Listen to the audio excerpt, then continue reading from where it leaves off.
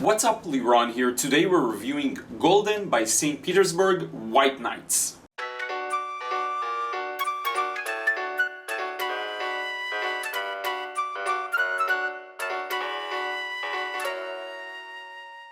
What's up, Liron here. Thank you for joining me in another episode of The Paint Show. Today we're reviewing Golden by St. Petersburg White Nights. These are artist grade watercolors that are really great. They come in full pans. And what happened was I went to the store to look for a new trio, I guess 3 primary colors that are full pans, because I wanted the full pans to use them later on as well. I was looking for cheap paints, which St. Petersburg is up to that. It's like 19.5 shekels, so you can divide that, I don't know if you can see that, but you can divide it by 3.6 and you get the price in USD. And also I was looking for transparent paints, so this was the challenge. I was going over all of their paints, and it took me a while to find one that is not a mix of too many pigments, and it's also quite transparent and has decent light fastness. So this one was one of the first ones that answered that category. So what we're going to do now is look at the pen up close. I'm going to do an unwrapping. We're going to look at some of the information of this paint, and then I'm going to demo and show you what it looks like, how it mixes with other paints and so on. And I have no idea what it's going to be like because this is the first time I'm using it. I've heard some good comments about this one. I've heard some bad comments about this one. We're going to test it out together today, okay? So let's get started. Okay, so let's take a closer look at this pen.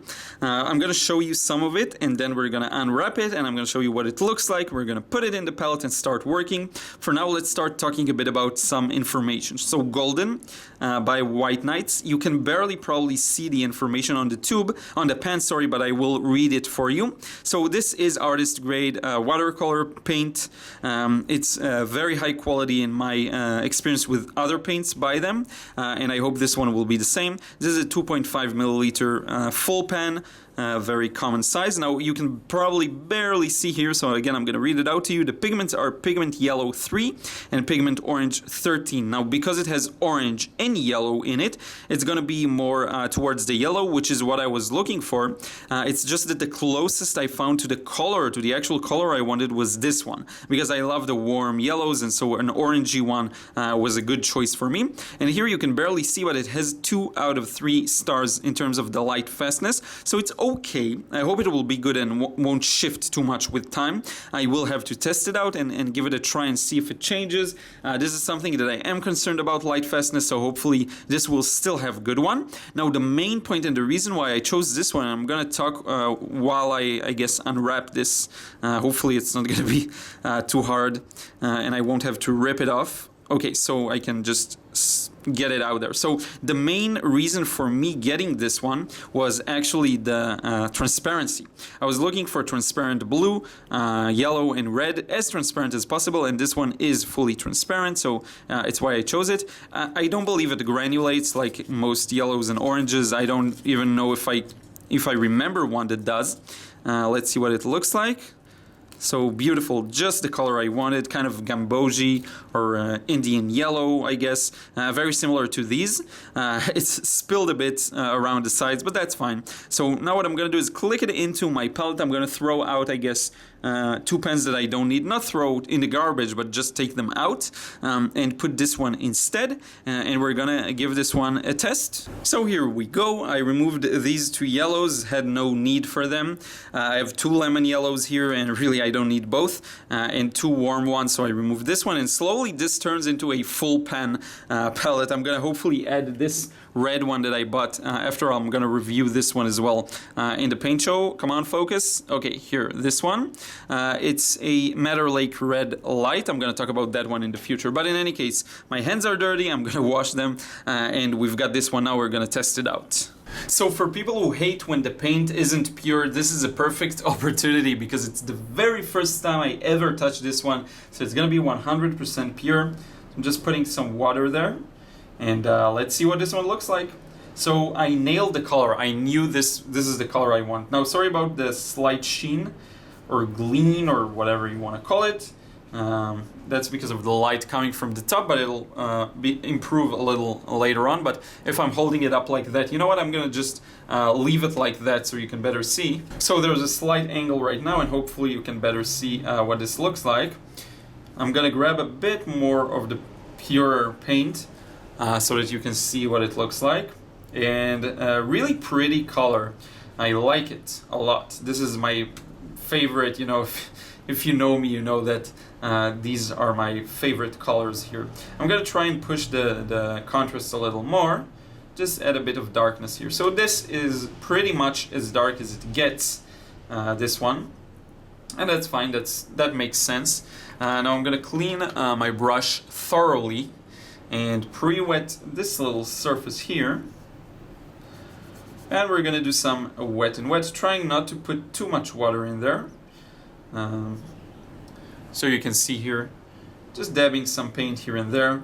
I'm gonna make it a little thicker the more I go along. I don't want to use my mixing spaces because they're not clean right now, and I want to preserve the purity 100%, which is why I'm not using them. I'm just going straight from the pen and onto the paper. In just a moment I'm gonna mix and then I'll use them. So let's go a little darker. What I like about St. Petersburg's White Nights is that they're all soft, they're very soft. This is the one thing I noticed immediately when I started using them. Back when I got my French Ultramarine by them, which was the first paint basically I tried, I believe. Back then I already noticed how soft they were, and I love that. I love the softness when it's easy to pick up. This is what I love about Schminke as well. So now I'm cleaning up this area here just so that we can do some mixes, and then we'll get started with that. So now we're gonna do some dry brush strokes here, using the paint as thick as possible, and hopefully you can see that. Went a little under that and painted on my surface here. And so yeah, that's what you can expect of that. You probably won't find yourself doing too much dry brush with yellows, but it could happen. So the first mix I want to test out is with their the same brand, the White Nights, with their blue that I have here, which is essentially a phthalo blue. So it's like a, I guess, cool blue. So a bit of yellow here for good measure. Then I'm gonna go back and dip it into the blue, and let's see what we get here. And I think what we get is one of my favorite, like all-time favorite mixes of blue. Let me move this a bit so you can actually see what I'm doing. I can actually move the palette here. That way you'll see. As I mentioned, a bit of a new setup, so I'm still trying to figure out how to show you everything properly. So sadly it means that some videos are going to be a bit slow in that sense. So in any case, now hopefully you can see. I'll start mixing here as well. A bit of the yellow, then back into the blue, and we'll get this nice rich green. And you can see it's not a green that's too bright. It does have a bit of a grayness to it, which I love. I think it's a great natural green to use. Next up, we're going to try some red mixes, and I think it's going to be interesting to have this warm yellow mixed with a warm red. So let's try something like the Parylene red here, and we'll get this very interesting. I love the way the Parylene red looks. It's a very unique red in my opinion. Has a bit of a pink tint to it. Pink color. I don't know, tint is like a dangerous word to use because I don't know what it means, so I'll stop using it. It doesn't mean anything to me. So here it is with the Parylene. Now we can try it with the quinacridone, and then which is more of a cooler red, more magenta-ish. Let's do that here. We'll put a bit of that, and then we'll grab some of the yellow, and we'll get something really different here. Because these are significantly different. And I'm gonna try and put some pure yellow here for a comparison, and then some very pure quinacridone rose here, and you can see what these look like. Fantastic combination. I think I'm gonna take out the May green as I mentioned, but I am curious to see what it will mix like with this one. So we'll just do a mini experiment here. And I really like this color. It looks really great with most of the natural basic colors I like to use. I'm not too fancy when it comes to colors, and I think this one will work really well for me. So let me rearrange the camera and wrap up what we've been doing here. So here it is in its full might. The Golden by St. Petersburg White Nights helps me continue my obsession with completely normal primary colors and just some combinations that others find boring. But just imagine this. Imagine a full painting done with these colors, and I think it's just beautiful. So for me, the Perlin, Golden, and Phthalo work really well together. Let me hold it up to the camera so you can better see this. And I think I'm going to make use of these a lot.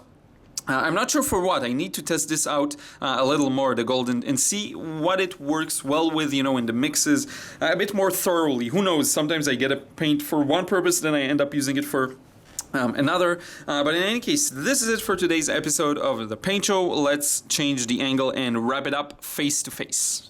So this is it. I hope you enjoyed this episode of The Paint Show. I'm always happy to find new paints that I can use. And sometimes, you know, I get them with having one purpose in mind, and then I discover that they're going to be excellent for something a little different. So I'm pleased, whichever the result is, I'm going to have to test this one out a little more outside. And of course, I guess do some lightfastness testing and make sure that it doesn't change too much. I find it with these, the St. Petersburg one, it's just a great combination of not too expensive but still very good high quality, especially if you're still practicing and even if you're producing final pieces of art. Okay, so I hope you enjoyed this episode. I hope you enjoyed learning more about this paint, and I will see you again in another episode of The Paint Show real soon. I have been changing the frequency a bit, so there is a bit more of a time gap between the episodes, but I'm not stopping because I know this interests a lot of people. Okay, so I will see you again in another episode and in another vid real soon.